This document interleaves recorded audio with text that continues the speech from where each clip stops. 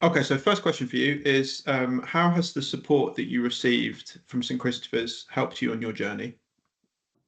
When I was studying, I was, very, very closed off, very quiet, and you know, when I was approached by one of the team to assist with interviews, I kind of jumped at the chance, saying, I would love to be a part of this, and I used it as a way to build up my skills and confidence. And now I'm more than happy to speak at like large scale events and things, and not get nervous in any kind of way, which is definitely a really good skill to have as a young person.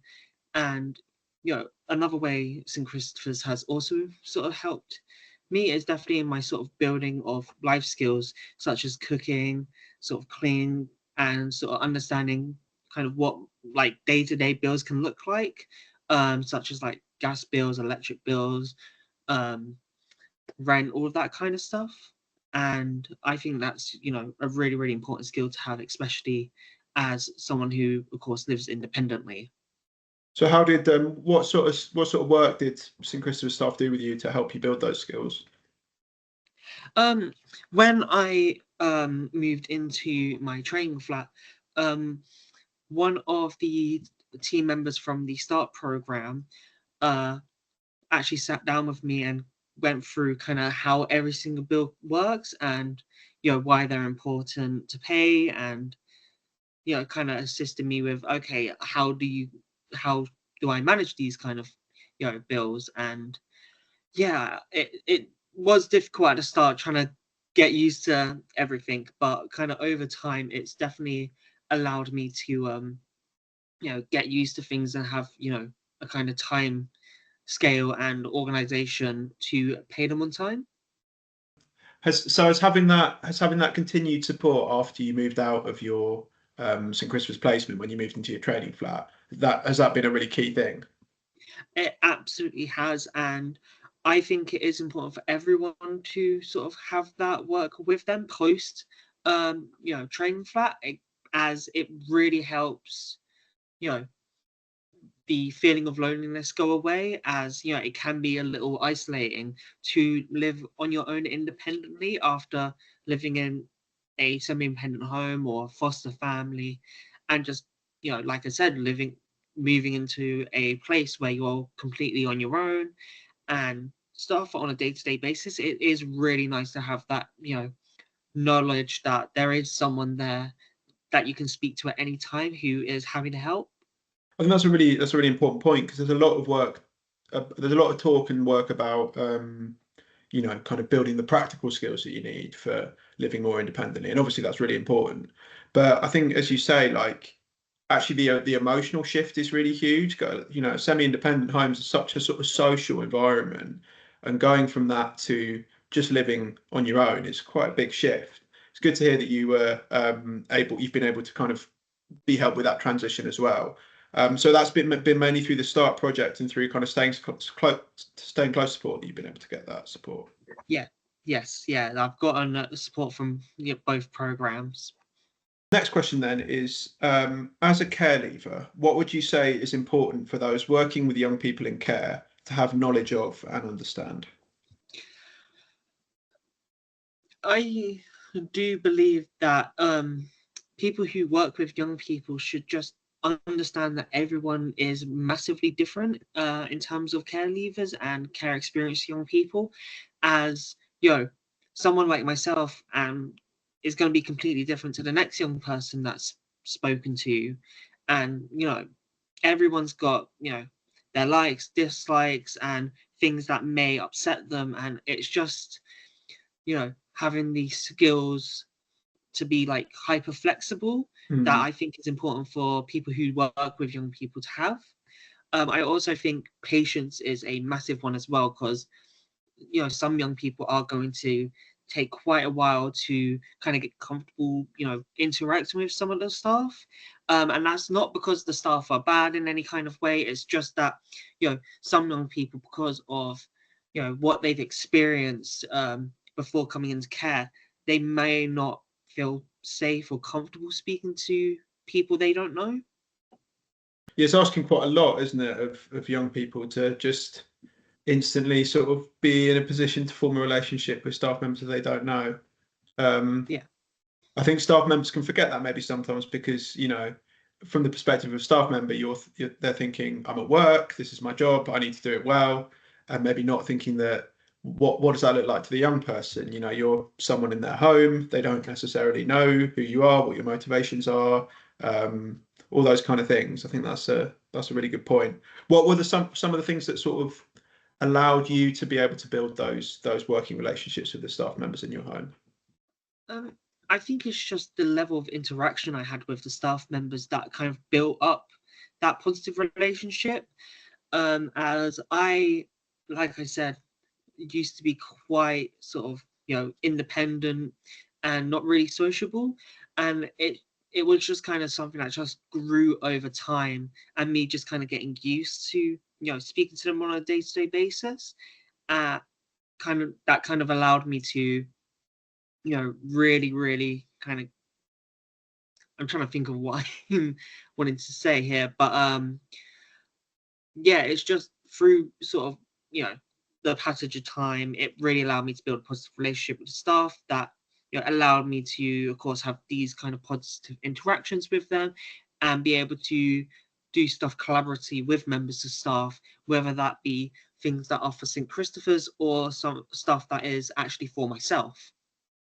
So the next question I'm going to ask, we were talking earlier about a recent announcement for lifelong social housing support for care leavers, and yet to see that sort of be really solidified, but it's been announced by the current government.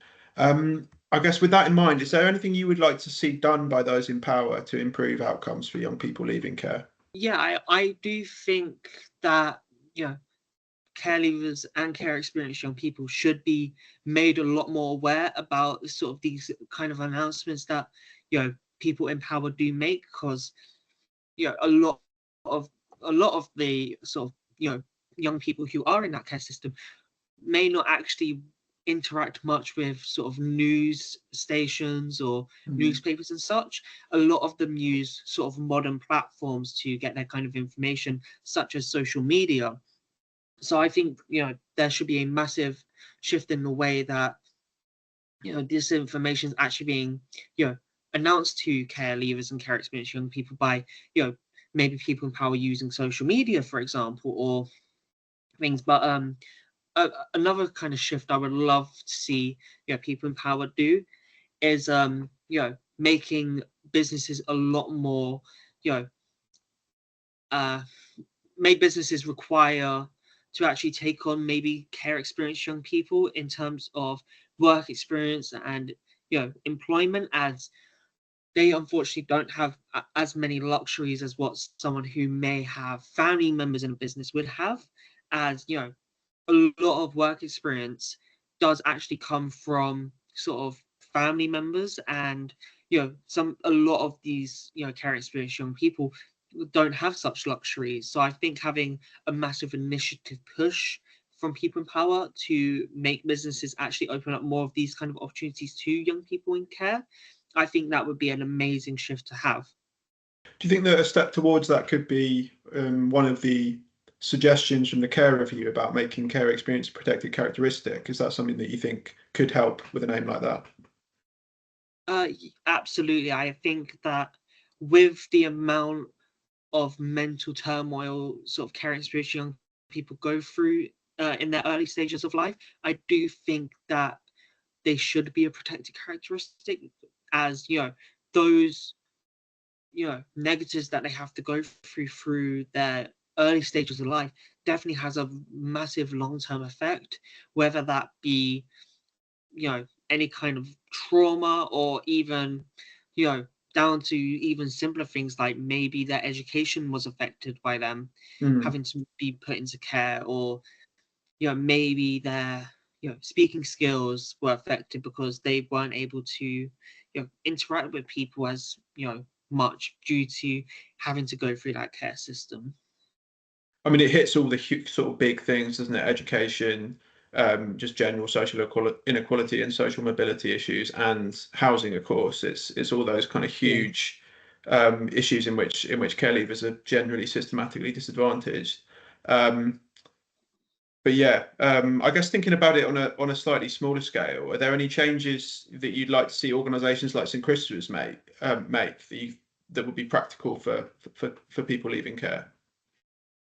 I know that St. Christopher's does already do it to some degree, but like I was saying about people in power making changes, I do think that, you know, other charities like St. Christopher's should actually open up work experience opportunities to care Mm, experience young people, as you know, a lot of these, you know, charities that do work with young people, who better to actually train up and give those experiences to than people who have actually gone through, you know, those kind of situations themselves, as you know, that is a amazing skill to have if you work in the care sector, especially around young people. If you are care experienced, you're going to know how that young person feels, how what that young person may have gone through, because you may have actually gone through it yourself.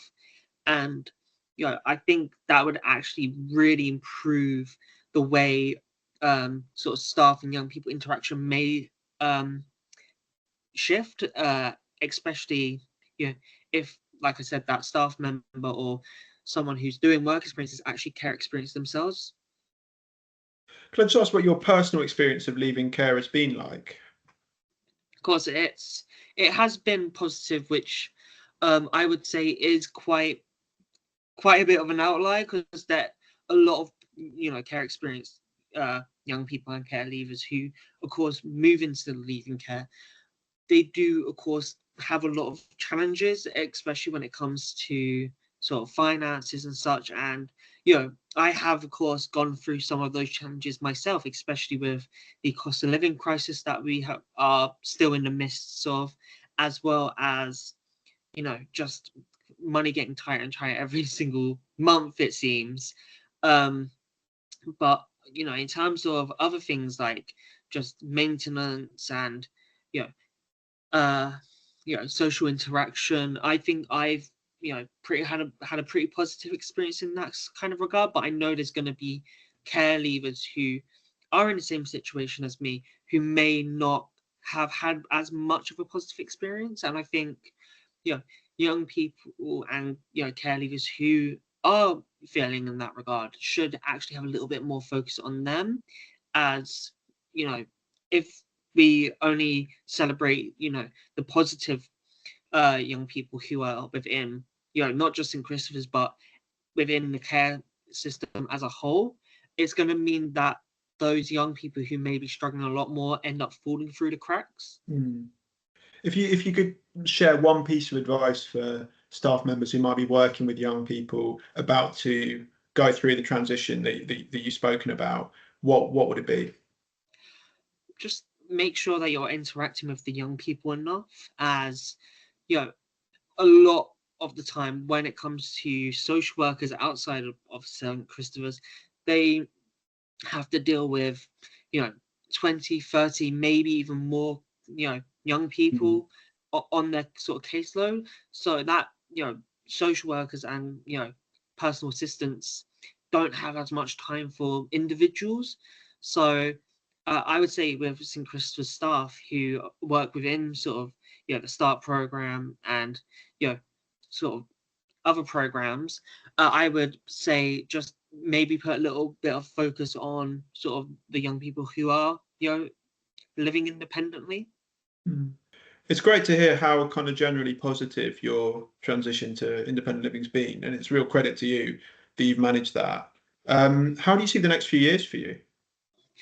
Um, Within the next couple of years, I, you know, in terms of employment, I do want to actually move into working within the care system myself, within sort of the long term, as I do want to give back to that community that, you know, I was in, as I have seen, you know, that it is an extremely difficult sort of sector to work in, especially with the amount of turnover, you know, sort of youth care goes through on a year-to-year basis. And I want to be able to maybe make that number a little less, even though I know in the sort of larger scope of things, it would be like a drop in the ocean. But you know, if I can just change it so just there's one more person who won't like leave after a year or two, I think that would make a bigger difference to, you know, a couple of young people. Well, it's amazing to hear that not only have you managed to, do so much to get things in a great yourself, that you're now in a position where you can start to think about what you can do to do the same for other people. It's really, really admirable. Mm. I think that's all for the questions from me today. Thanks so much for sharing what you shared today. And yeah, wish you all the best. No problem. Thank you very much.